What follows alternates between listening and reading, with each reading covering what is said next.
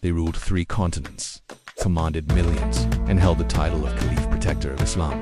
But how did the Ottomans rise from a small tribe to the greatest Muslim empire of their time? It wasn't just power or politics, it was Islam woven into every law, mosque, and military campaign. This is the story of how the Ottoman Empire was built through faith, ruled by the Quran, and remembered for its Islamic legacy. Let's go back to the beginning. The year was 1299. Anatolia, present-day Turkey, was a fractured land of warlords and crumbling empires. Among them was Osman, leader of a small Turkish tribe. Unlike others, Osman was known for his justice, humility, and deep Islamic faith. He wasn't just a warrior, he was a ghazi, fighter in the path of Allah. He believed expansion wasn't for wealth, but to establish justice under Islam. His followers believed in him so much, they later named the entire empire after him. As they conquered land, the Ottomans didn't just build fortresses, they built mosques. Wherever they went, they carried the Adhan, the Quran, and the belief that Islam was the backbone of civilization. Islam was at the heart of their military too. Before battles, soldiers would perform prayer in rows. Victory was seen as coming from Allah, not from numbers or weapons. The Ottomans also saw themselves as the protectors of Sunni Islam. As they expanded, they took on the responsibility of defending the Muslim world. Then came a turning point. In 1517, Selim I defeated the Mamluks and took control of the Hijaz, including Makkah and Mad. This wasn't just a military victory, it was spiritual. With the keys to the 2 holiest cities of Islam, the Ottomans took on a sacred role. Selim was declared Khedive. From this moment on, the Ottoman Sultan was also the Caliph, leader of the global Muslim Ummah. It gave the empire not just legitimacy, but purpose. Now, let's talk about the law. The Ottomans ruled over Muslims, Christians, and Jews. Millions of people from Hungary to Yemen. How did they maintain justice? Through Sharia Islamic law. Every town had a Qadi, judge trained in Quran and Hadith, to resolve disputes fairly. Marriage, inheritance, business deals, and criminal cases, all handled through Islamic principles. But the Ottomans also developed Qanun, royal laws, to deal with administrative needs. These were always crafted to never contradict Islamic law. This dual system, Sharia and Qanun, allowed the empire to stay Islamic and effective at the same time. One of the greatest examples of this was under Sultan Suleiman, known as the Lawgiver. He ruled from 1520 to 1566, the golden age of the empire.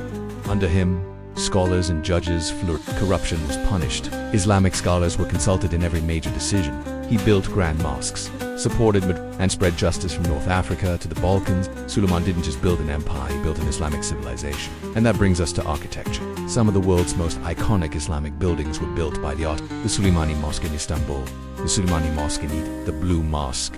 These weren't just buildings, they were spiritual statements. Every dome echoed the heavens, every minaret pointed to Tawhid, the oneness of Allah. Inside, Quranic calligraphy adorned the walls.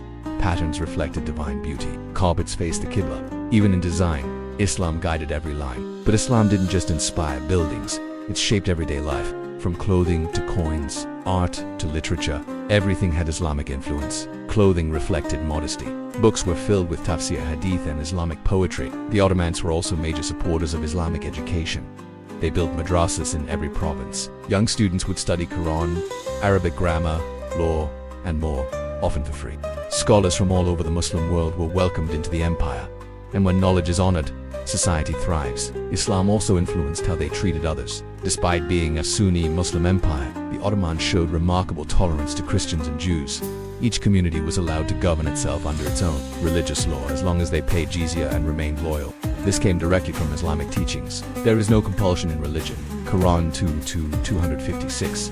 Religious minorities could build churches, open schools, and even become advisors to the Sultan. Now let's talk about Sufism, the spiritual heart of Islam. Many sultans were disciples of Sufi masters. They supported Sufi lodges or texts where people would learn Dhikr Quran and purify their hearts. The Mevlevi order, famous for the whirling dervishes, grew during this time. They emphasized love, patience, remembrance, and humility before Allah.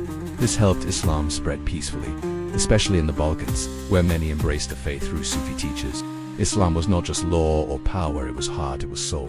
But even the greatest empires declined. By the 1800s, the Ottoman Empire began to weaken. European powers were advancing in technology and military strength. Internal corruption and rebellion began to shake the empire from within. Some Ottomans looked to the West for answers. Others turned back to Islam. Movements began calling for reform through the Quran and Sunnah to revive the soul of the empire. In 1924, the Ottoman Caliphate was officially abolished. It was more than the end of a government.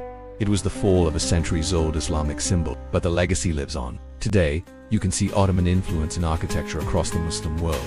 In madrasas, in Quran manuscripts, in the very call to prayer. It reminds us that when faith is your foundation, you build something that lasts.